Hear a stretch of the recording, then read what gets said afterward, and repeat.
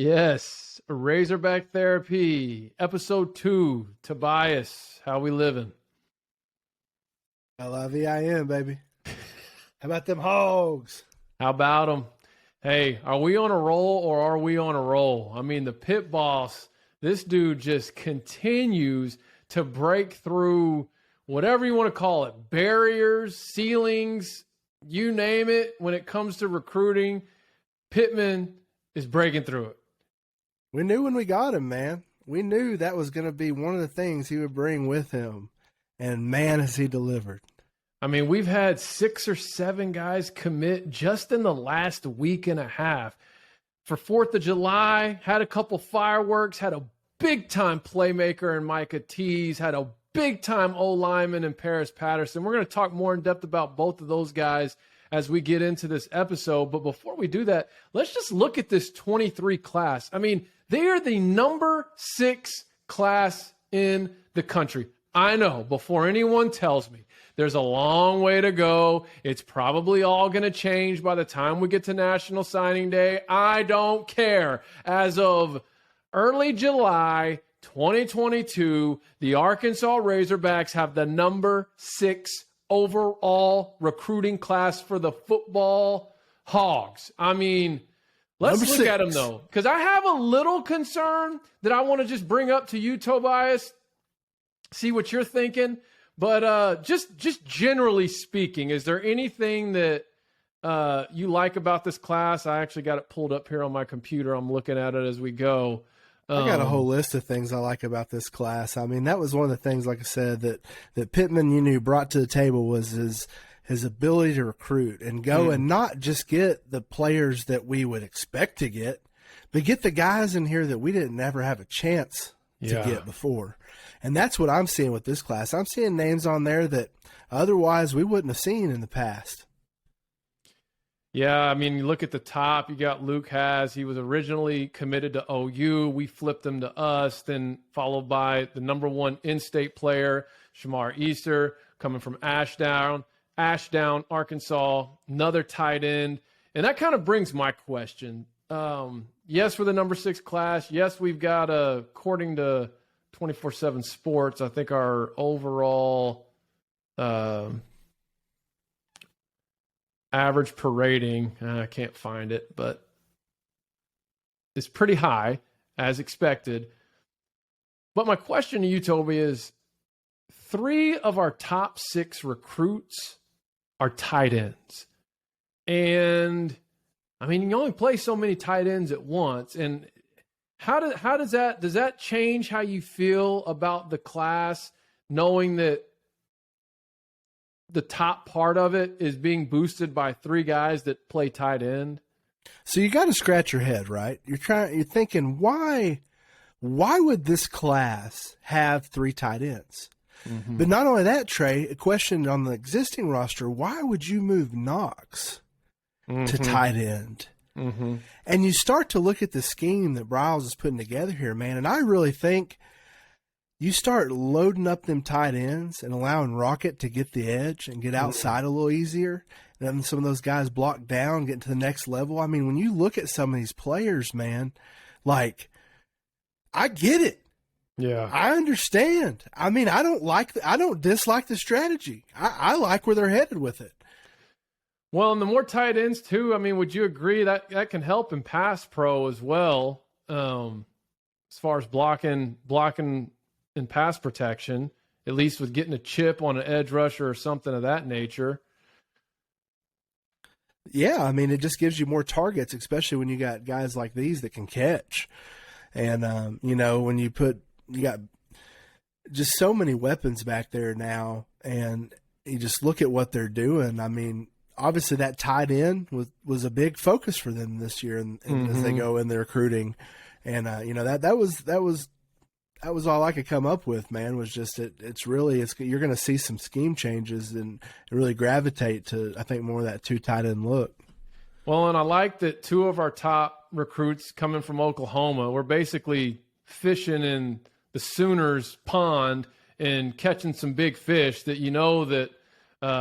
Venables and his squad over there are probably going, man, we better take these guys serious. But when you put a Oklahoma boy like Pittman and Barry Odom, and they get in there, and with Luke Haas and Micah Tease both being two of the top recruited players in the state of Oklahoma. I also like, as I'm looking at this, as I'm looking at the list, and you've seen Pittman do this since he came to town, but he's really tried to put an emphasis on the state of Georgia. And obviously he came to Arkansas from the Georgia football program, but there's a lot of talent there. And between the transfer portal and high school recruiting, he's made it a point to emphasize the state of Georgia, similar to how Chad Morris came in to emphasize Texas. Brett Bielema came in, remember, and he wanted to try to emphasize South Florida. He just could never get those top-tier South Florida kids to come to Arkansas. He did get Alex Collins, who was a stud. But outside of that, it was a little too difficult to get the guys in South Florida. Well, then we got Kirkland. I guess his first class, he brought in some studs when Pittman was still was a part of the staff. But then any guy we got from Florida either was just a lower tiered guy or someone that flamed out after, one season or something like that. But it seems like Pittman seems to be on with something with Georgia. He hired Jimmy Smith, who's kind of was a legendary high school coach in the state of Georgia. In fact, Hazelwood played for him, our transfer. We talked about him a little bit last week, but the Oklahoma transfer, who was the top receiver in the country, he's from Georgia. But I'm looking at some of these guys we've got. And I'm excited about him, Trey. That is one dude I'm so excited about. Just what he brings and his ability to kind of just step in for Burks right off the bat. I'm excited about him. I think with Hazelwood, what I'm most excited about is how well he fits with a quarterback like KJ. KJ obviously thrives when he has a receiver that can go up and get it, because that was one thing you saw with Burks last year. Like, KJ didn't hesitate to throw up that 50-50 ball. He's not scared to take that chance, take that shot. And if he's got a receiver out on the edge who's really good ball skills and who's really good at high pointing and going up and making a play, whether it's, a 50-50 ball with him and a defender, Hazelwood is that way. He's a big-bodied guy. He can go up top and get it. He wasn't one of the most targeted receivers at OU, which probably helped, lead to his reason for transferring. But I think he's going to be really, really good fit with KJ and what KJ wants and likes out of his receivers. Now, as far as Treylon Burks leaving and replacing his production, we're talking about a guy who had more yards and touchdowns and receptions than our entire receiver room combined. So I do think it's going to be a little more by committee. I am looking forward to Satania, our incoming freshman, in-state guy. He was our highest-rated recruit from the 2022 class. He's kind of a speed demon. He kind of reminds me a little bit of what we just got committed on the 4th of July with Micah Tease. But I don't know. I'm looking forward to seeing what Briles has up his sleeve this year as far as not just replacing Treylon Burks' production, but building on the progress that KJ Jefferson made. Because one thing, whether you're on Team Briles or not, I know kind of our fan base is a little split on our current play caller. I'm all in on KJ. Baffles me, man. That baffles me. Yeah, that's for another time. No, but I'm with you. I'm Team KB all the way, because the thing you cannot deny was the progress that he made with KJ Jefferson from that Rice game, really that first half against Rice, to Mizzou. He, over the course of the season, completely transformed. And 1,000%, man. I wasn't even on the KJ bandwagon after the Rice game. I don't think a lot of people were. If you remember the phone call that you got from me, I do. After that first game, dude, I was ready to pull him because we didn't think he could throw. Well, he couldn't. Initially it was kind of like, can he throw? He's great with his legs. We loved it. And then you watched him as the season progressed. Now, obviously, Burks was a significant part of that, because Burks was a guy that he could catch that little quick screen and take it 80 yards to the house. And I don't know. I'm not saying we don't have that threat on the roster. I just don't know if they're going to be ready this early. I think it's going to be a little bit more by committee replacing that type of production. But what's also going to help is our run game. I expect us to rush for 3,000 yards this year as a team. Between the three-headed monster of Dom, Rocket, and AJ Green, and KJ making plays with his legs, I don't see why we couldn't rush for 3,000 yards. And I'm also looking forward to seeing what we do with Hornsby. Obviously, you saw in the spring kind of practice scrimmage, it wasn't really a spring game, but the final, I think our first set we came out with had Knox at tight end, Hornsby in the slot, and I could get used to seeing that. The more we can get that guy out on the field, because he's got speed and he can fly. That's a guy that could take it if we figure out creative ways to get him involved in the offense beyond just as a backup quarterback. Well, even that, hand it to him, let him roll out and throw it. Absolutely. I mean, there's that option too. I mean, that what he brings to the backfield and especially in motion situations, man, just whew. But that might be what scares some people, because I think that's where some people that are on the anti-Briles side have a problem with some of the timing of those double reverses and some of the trick plays. So, well, they always do it unless they work.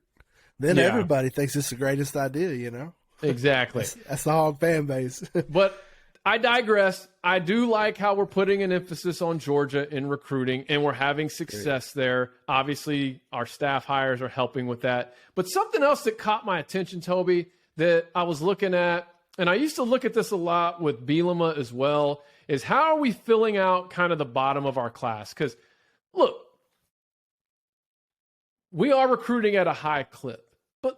The reality is, I mean, we're still not Georgia, Bama, or any of those schools, even LSU, where you just have such a prime recruiting grounds to pull from year in and year out. And so what you typically have to look at with a team like the Razorbacks is, okay, how do they fill out their class?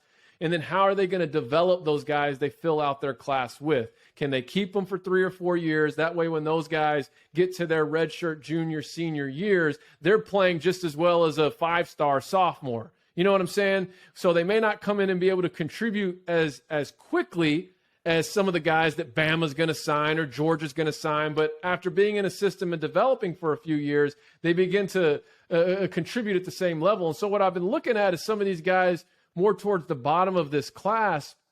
And what's just popping off the screen to me, and I noticed this really last week when I was looking through it, is the size and really the traits that it seems that we're putting an emphasis on recruiting with some of these 3-star guys. And look, don't get me wrong. I'm not saying a 3-star guy can't come in and outperform his rating and make a difference immediately as a true freshman or true sophomore. So don't misunderstand what I'm saying. What I am saying, though, is a lot of times with the 3-star guys, you don't necessarily expect them to come in and immediately make contributions. You expect them to come in, develop, grow, and then by year 3 or 4 at the university, if they stick around, being in that top tier being in the definitely in the 2 deep, but being an on-field contributor. And I'm looking at guys like this linebacker we pulled from Mississippi, Alex Sanford, 6'3", 240. I'm looking at an offensive tackle, 6'6", 350. I'm looking at a defensive tackle, 6'3", 330. I'm looking at another interior offensive lineman, 6'4", 320. These guys are at the bottom of our current class. 6'3", 330, 6'6", 350, 6'3", 240, 6'4", 320. What that's telling me is that we're putting an emphasis on, let's go recruit the things that you can't coach and then bring them into our system and trust our coaches to develop them and make them on-field contributors as they've been in our system for multiple seasons. But if one of them wants to come in and outperform what their rating was and can contribute year 1 or 2, great. But that's what I think I'm getting excited about, because I used to do the same thing with Bielema's classes, because Bielema's classes were always very, very top heavy. He'd have 3 or 4 highly rated guys. And then, I mean, he'd sometimes have to fill out his class with like really low 3 stars and sometimes even 2 stars. Whereas it's not quite like that with Pittman. I mean, if you look, even our lowest rated guy, it's still a mid-tier 3-star guy. But a lot of times with Bielema, he'd get him in, and either he couldn't keep them on campus long enough, or he just flat out wouldn't develop them. Whereas with Pittman, you're seeing a total difference in that. The guys that we're bringing into campus, like, we're actually developing them. And I think, too, you combine bringing in guys like that, filling out your classes with the transfer portal and what we've been able to do there. And it's really starting, we're kind of seeing this formula for how to win and, dare I say, win big at the University of Arkansas in the current football landscape. I agree with you, man. I mean, I think it starts at the top with Pittman and his sort of his strategy around recruiting. I mean, I'm looking at some of these commits, went on Twitter, whenever they make the announcement. Mm-hmm. And if you just look at the love and outpouring of support, and what's that one common theme? Welcome to the family, bro. Mm-hmm. That's what they're saying to them, because Pittman has instilled this mindset of family and togetherness. And so I'm excited about that. And so as I'm looking at the recruiting, I think one of the things that excited me most is really start to look at my favorite position, the offensive line, and start to break down. So we all know Pittman was an offensive line coach. So in the back of his mind, whether he wants to admit it or not, offensive line is a big thing. It's a huge thing. He knows programs developed around offensive line. And so he made an interesting hire, I thought, with, Cody Kennedy now coaching the offensive line. But, dude, I love this guy. Yeah. If you look at the body of work and what he's building and how he's making players better and what he's doing with them already, like, it really, really excites me. And so I think it starts there. It always starts at the top. But then you bring in some of the talent like you talked about, Paris Patterson. Trey, I went and looked at this guy. Mm-hmm. He is nasty. And let me tell you what I mean by nasty. Like, you watch a highlight film or you watch a film from a kid, you expect, a few pancakes. This guy is smashing every play, just flat backing these guys, play after play after play. These aren't your typical Arkansas offensive line recruits, which, no disrespect to those guys. We've had some really great offensive line talent in the history of the Arkansas program. But some of this fresh blood that they're bringing in, man, I'm really excited about. I mean, this guy is huge, 6'6", 345. Good luck, defensive lineman, getting your hands on that guy. Well, and to that point, it's so refreshing because this isn't the first class this has happened with, where Pittman's bringing in some O-linemen where you're not having to look and go, okay, well, after they've had a year of being on a meal plan and doing strength and conditioning, they'll be SEC size for being an SEC O-lineman. He's bringing guys in that already have the size. And in some cases, if they've already have the skill set, that just means they'll play sooner. What I'm hoping is he gets them in, and we've got the best offensive line coach in the country as our head coach, a really, really good, young, fiery offensive line coach as our actual offensive line position coach. And between those two, develop these guys into some freaks. I mean, are we not looking like we could have a line that's similar to the one from, 2014, when we were just bullying everybody? But unfortunately, that season it's 14 or 15. I think maybe both seasons, where we played really well up front. We just couldn't finish some games. We just had that curse where we just couldn't. That could have been back-to-back 10-win seasons, but we just could not finish games. But it wasn't because of how well we played up front on the offensive line. Yeah, they're already, just the improvement they've made already on the offensive line. You remember whenever it was 3rd and 4th down and we had a yard or two to go and we just there was no hope. We knew that, if we might get lucky, but now behind the guys that we have, 1 and 2 deep now, you really start to get excited. Mm-hmm. Well, and if you think, pretty much our entire O-line is back, except for, I think we're one starter, right? We lost one starter, and it sounds like we're going to have a pretty good replacement for him. And then, of course, starting to bring in some of the guys who have been in the system now for a couple years, developing behind the starters, coming in to fill in that 2 deep. So, yeah, you look at our stable of running backs, you look at our quarterback's ability to make plays with his legs, you look at the continuity of our offensive line, Obviously I would say if we had to put a question mark on the offensive side of the ball, it's probably at that receiver spot because so much of that production was handled by one guy last season, one really good guy who, by the way, was a first rounder. But I think, with the players that we brought in and who we already have, we're going to be able to figure that out just fine. But I'm really looking forward to the running attack. And it's also nice knowing that none of these O-linemen we're bringing in this 23 class are going to just have to contribute immediately, right? I mean, they're going to have guys in front of them where they're going to at least have a year or two to kind of develop and learn and get into the system. So were there any other O-linemen in this 23 class that you wanted to say anything about other than Patterson? Well, I like Luke Brown, too, the 6'5", 300-pound kid out of Paris, Tennessee, too. I thought he looked pretty good, too. I watched a little film on him. Same scenario, man. He just pancaking people all over the place, making blocks he shouldn't make and doing a great job. So I'm excited about both of them. But, you just nailed something I think that we need to come back to, and that is these guys are now coming into a program where the offensive line is expected to be good, right? Mm-hmm. And so in my playing days as offensive lineman, I learned more from the guys in front of me as a backup, especially in a position that is as technical as offensive line, when it's a lot of footwork, a lot of handwork, a lot of situational, and to have good guys in front of you to teach you the proper way, in addition to great coaching, is a formula that is going to make Arkansas offensive linemen great for years and years to come if we continue doing what we're doing. So just want to come back to that because I thought it was really, really important. Well, and you played O-line and you played at the collegiate level, and you just talked about, being behind the guys ahead of you, learning the system. Just from a O-line standpoint, when you're watching a guy on tape or you're watching a guy even in the Hogs, just as a fan, what are some basic things we can watch?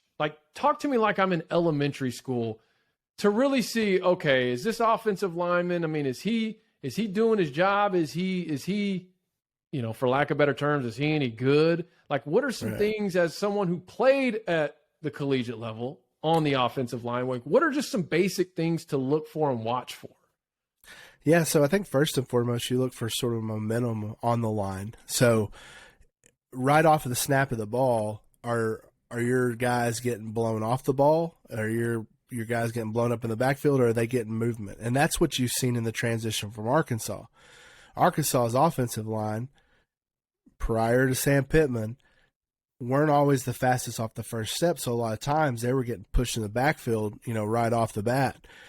So looking for that, them making the first content engagement and then movement was I think what sort of led them to the success that they've had.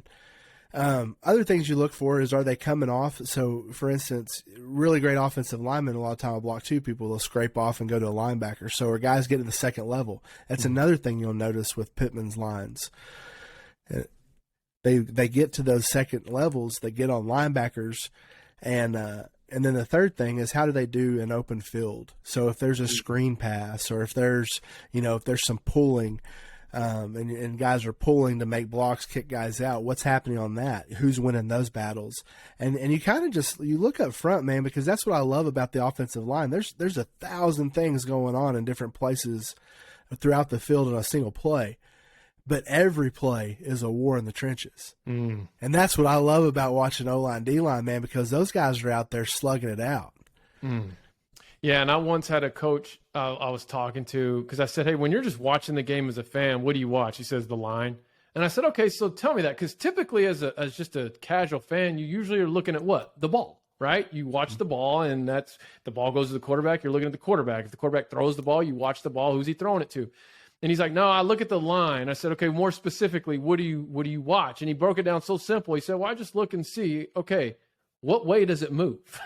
Because every play, if you're watching on your TV, it's going to move left or it's going to move right. And whichever way that line's moving, majority of the game, chances are that's the team that's going to be winning at the end. So hopefully Pittman continues to build on the success, continues to build on last season, and we have just a nasty O-line coming in 2022, paving the way for what I believe will be a 3,000-yard rushing team with our stable of running backs, our quarterback, and then, like we said, Malik Hornsby, getting him in the mix, get him on some jet sweeps, get him on some, whatever, reverse plays where we can really get him in space and just let him go.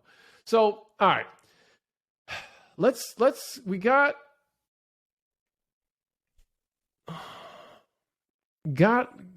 that on O-line. I want to get to our playmaker, big-time playmaker that committed on the 4th of July.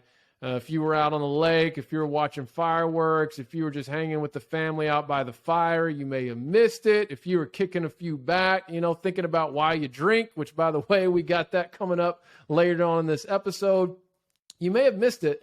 You probably know by now, but you may have missed it when it actually happened, and that was when Micah Tease, 4-star, really athlete, receiver / defensive back.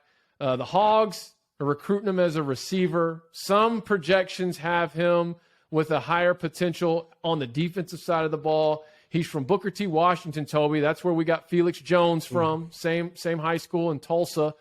He's one of the top recruits in the state of Oklahoma, plays at the highest classification in 6A football. I think it's the highest in 6A football, plays against some of the top-tier talent in that state. And here's what I refer to him as, Toby. I'm calling him a Joe Adams starter kit, okay? He possesses so many of the same attributes as Joe Adams. Very similar size and frame. Very fast, a speedy player, a playmaker. When he catches the ball, he gets yards after catch. And I said this on a prior video when we were just announcing the breaking news of his announcement. But when you watch his tape, he runs away from guys, right? When you watch tape of a skill position, you see 3 types of players. You see players that get ran down when they're in the open field.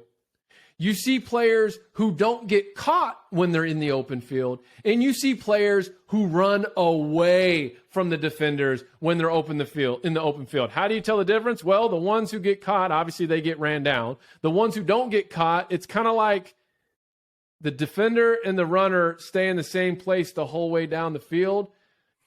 The guy who runs away from the defense is the guy who does this. That gap just keeps getting wider as he's running towards the end zone. And when you watch Micah Tease, that's what happens. Like, that gap gets wider as he hits the open field and is running away from the guys chasing him. And so that was something you saw a lot with Joe Adams. The only thing I don't know, because I haven't seen enough of him play, I haven't really seen him play in person, and you probably won't really see it until he gets to the hill, but does he have that same dog in him? Does he have that same edge that Joe Adams used to have?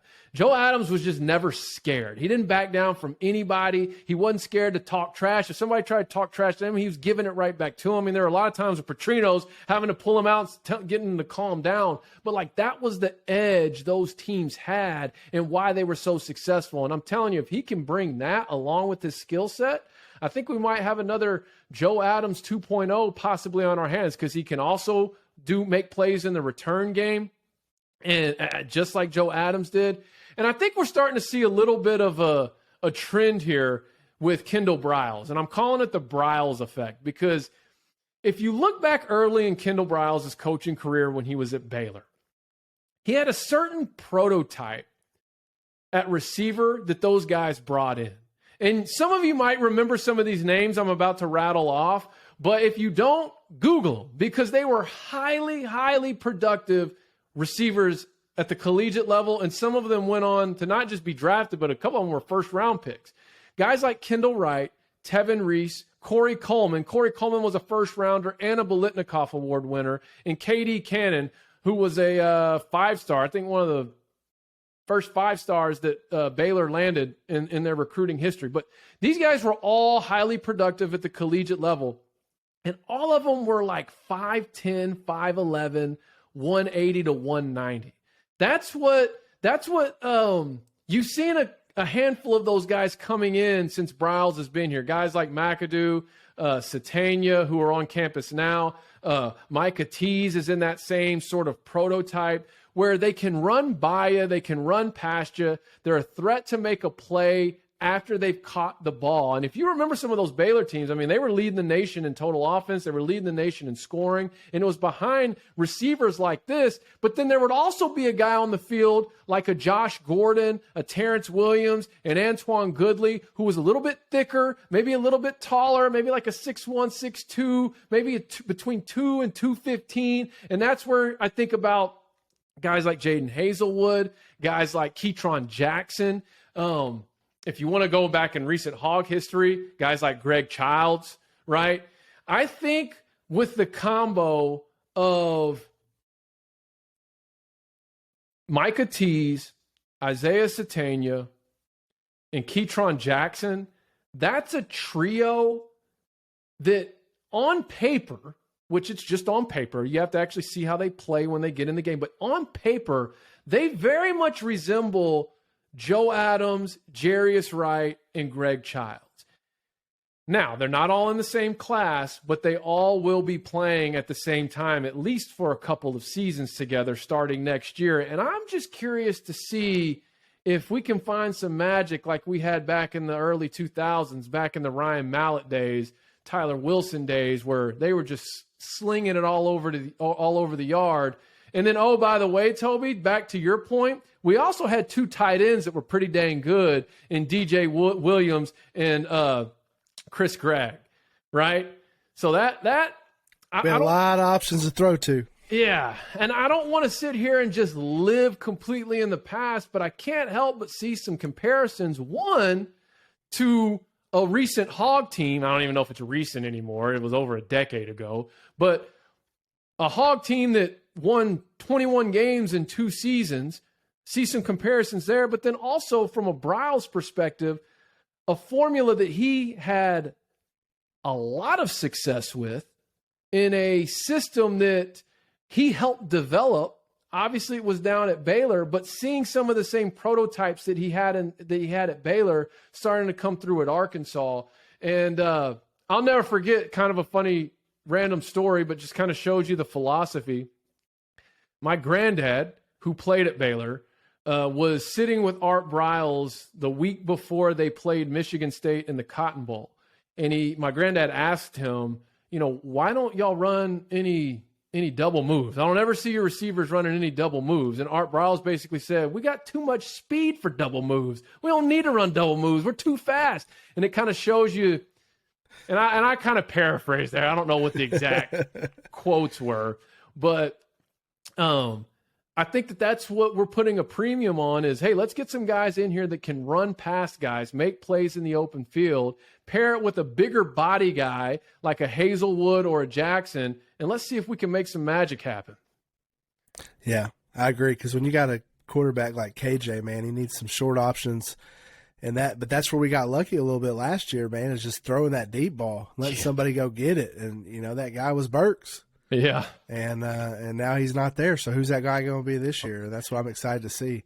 We're getting ready to head into SEC Media Days here shortly, Trey. It looks like that starts on July 18th. Mm-hmm. And it's kind of that dead time right now where there's just you don't have a lot of action or things going on. So I'm excited to get to SEC Media Days, kind of see what's going on there. I know it looks like Pittman's going to be talking on July 20th. So excited to hear what the Pitt boss has to say about this season. And but we know him, man. He's not going to give us a lot, but what little bit we will get. It'll be pretty awesome. So I'm excited, man. It's getting hot here, and I'm excited that it's finally time. First cut of hay's over now in Arkansas, and so you're starting to smell some of those football smells, and as kids start to report back to camps and whatnot. And, man, football season for me just can't get here fast enough. Me either. In fact, I think Pittman speaks on Wednesday, the 20th of that week of SEC Media Days. What I've always liked about Pittman in press conferences is he's not a salesman. He's not trying to sell you anything. He's just genuine. He's authentic. He speaks right from the heart, straight from the hip, and tells you like it is. And, when you had 2 years of what was seemed like a car salesman in every press conference, selling you the Smoke and world mirrors. just to deliver you, some dog poo. And then prior to that, Bielema was entertaining in his press conferences. He was entertaining. He had charisma. It's just like you always felt like he was telling you kind of what you wanted to hear, whatever, or giving you some sort of false hope. Like it was all, we're close. We just got to get some depth. Oh, we're just paper thin.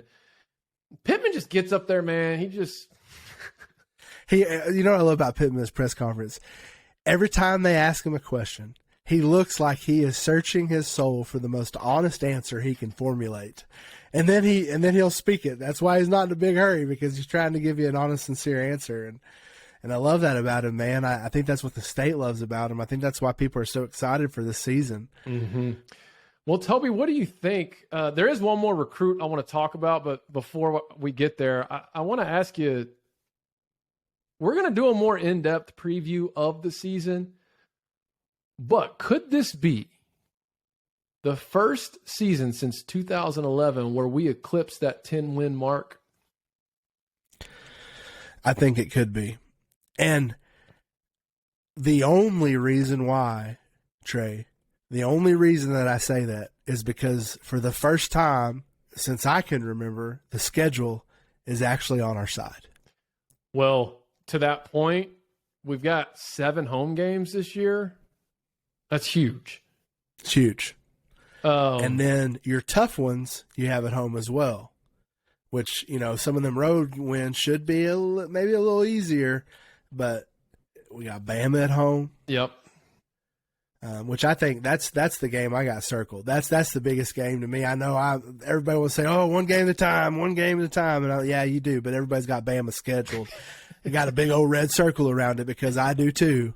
Because you know as well as I do, if we put this thing together, we should be undefeated coming into Bama, and that's going to be huge. That's going to be because huge. I think, and then we can spend a whole show just talking on why I think this is the year that we get Bama. Well, there will be, let me think, of the anticipation going into this Bama game. I don't know if it will have been this high since, a home game against Bama, since the 2010 game. Remember that one? I'd take it back further, man. I'd go back to Tennessee. The Tennessee game when game day was in Fayetteville, when we fumbled in the end zone. I'm saying that one. I'm saying a Bama game though.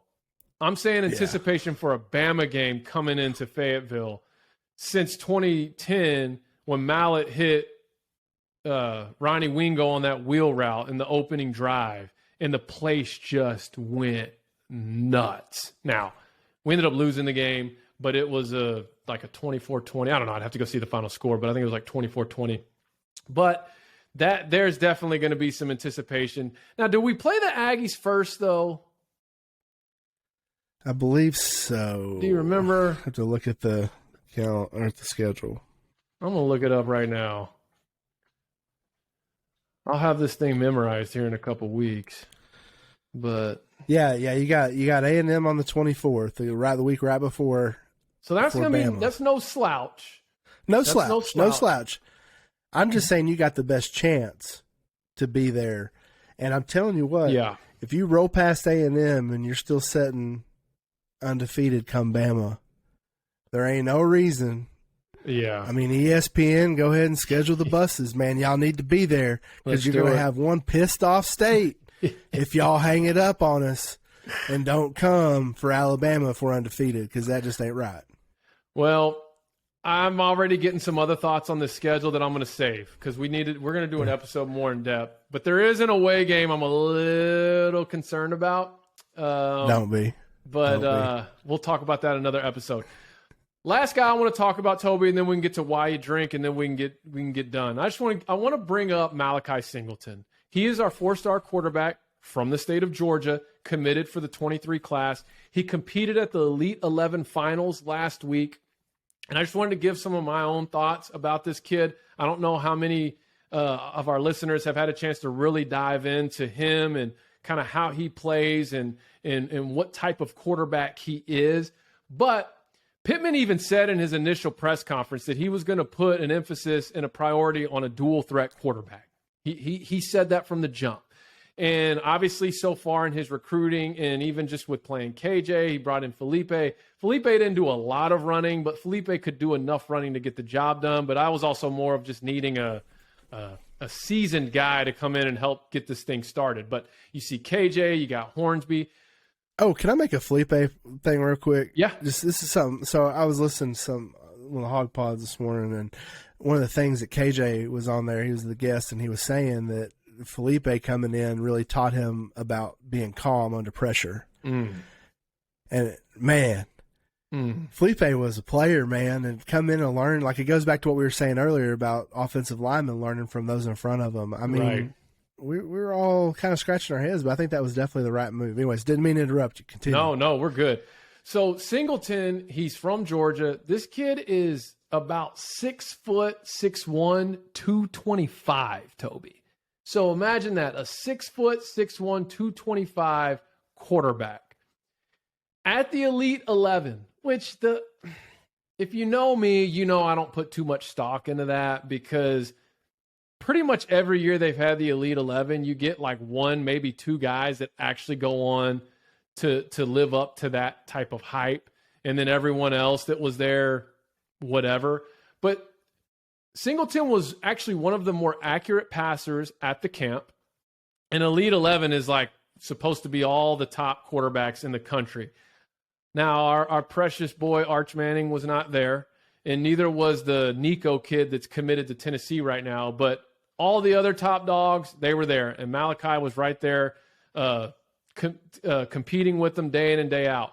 One guy's analysis had Singleton by day 3 being one of the top 5 quarterbacks there. Now, I guess his first 2 days were a little iffy, but they said the one of the things that stuck out to me about the analysis of Malachi Singleton at the Elite-11 was, as the pressure and the stakes got higher, Malachi got better.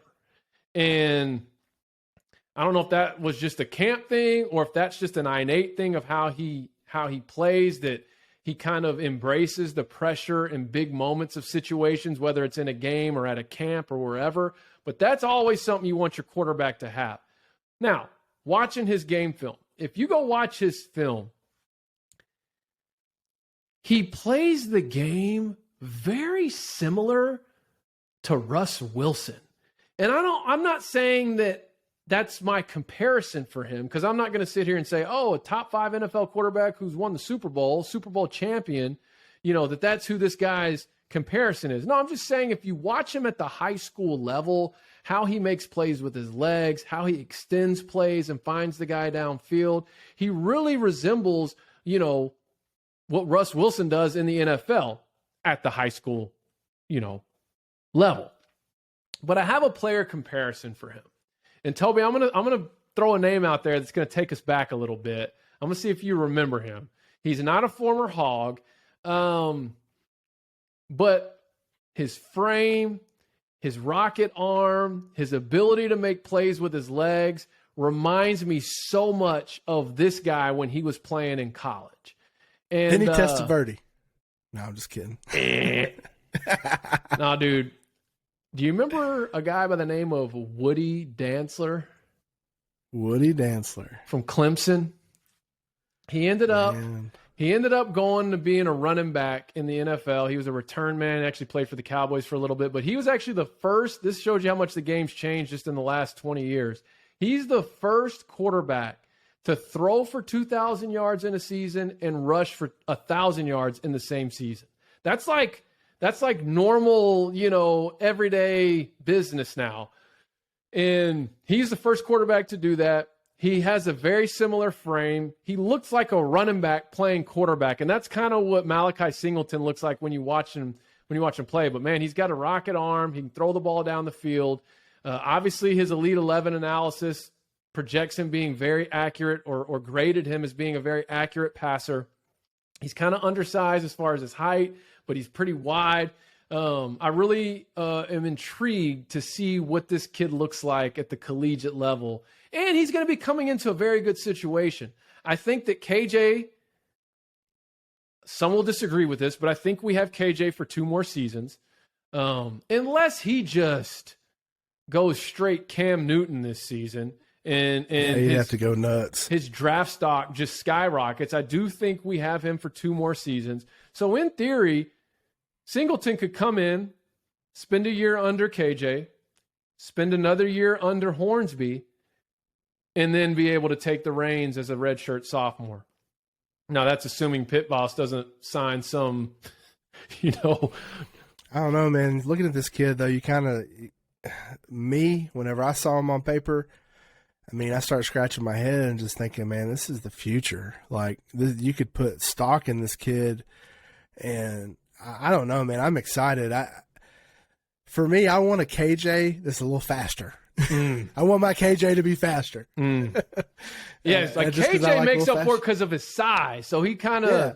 He'll give you that shoulder and get you the last 5 you need, and that's invaluable. I'm not going to discredit.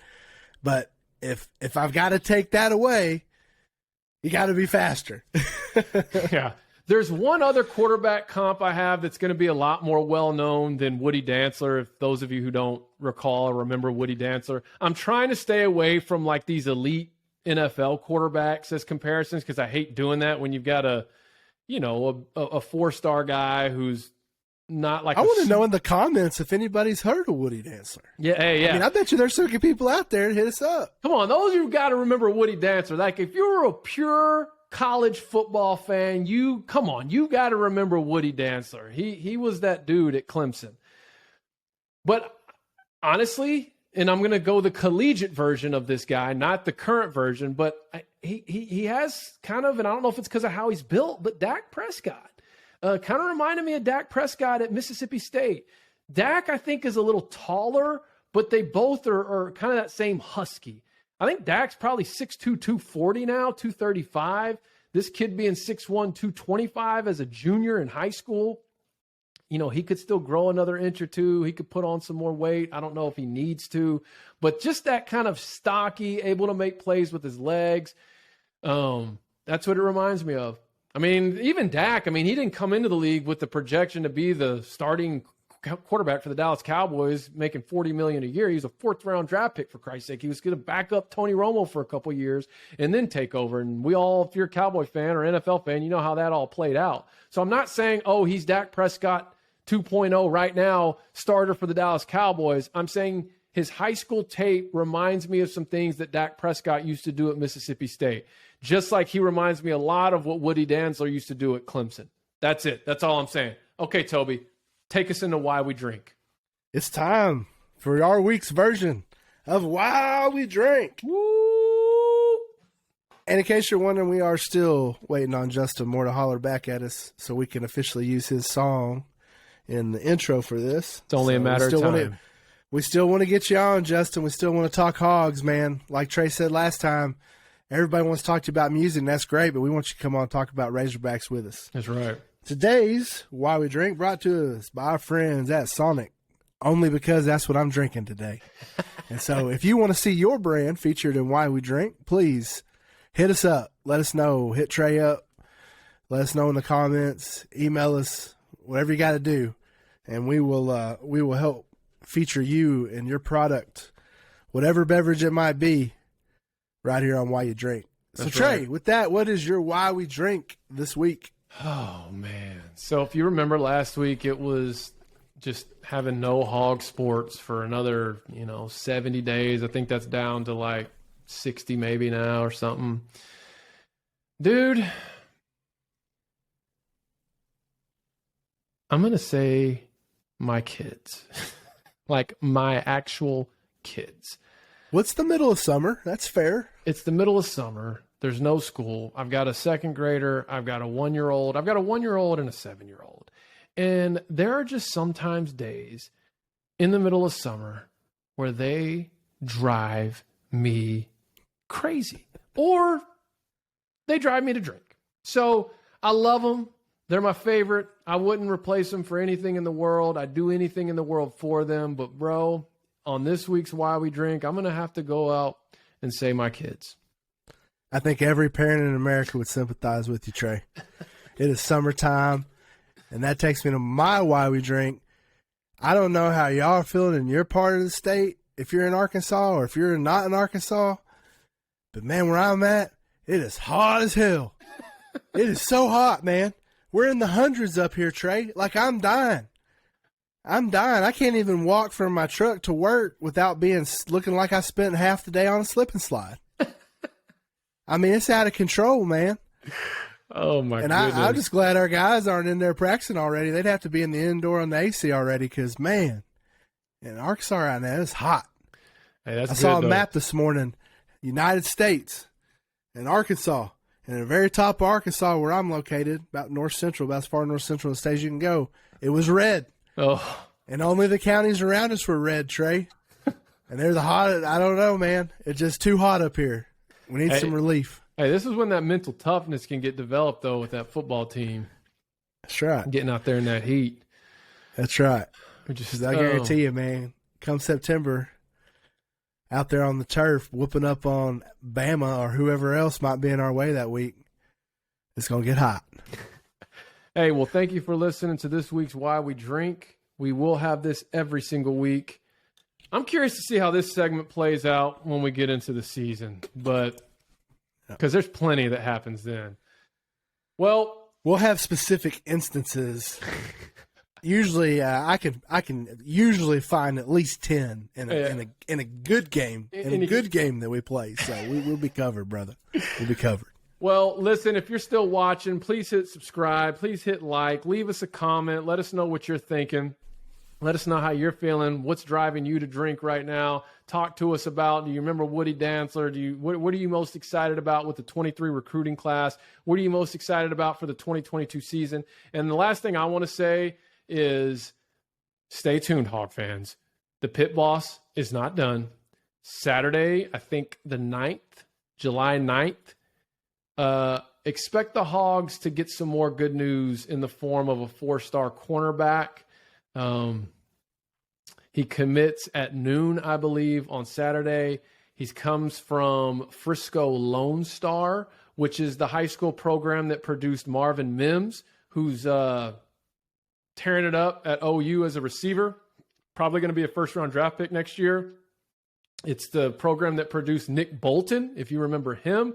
He played at Mizzou, and now he's on the Chiefs. I think he was a second or a third-round draft pick. So it's a very prestigious premier program in the state. He's playing against very good competition. He is a 4-star rated corner. He just decommitted from Michigan State, and all signs are pointing towards the Hogs for his commitment on Saturday. So I'm not going to say his name. You have to go look it up. I'm not going to say his name till he's officially a Hog. So that's all I got, Big T. Fire up that damn jukebox.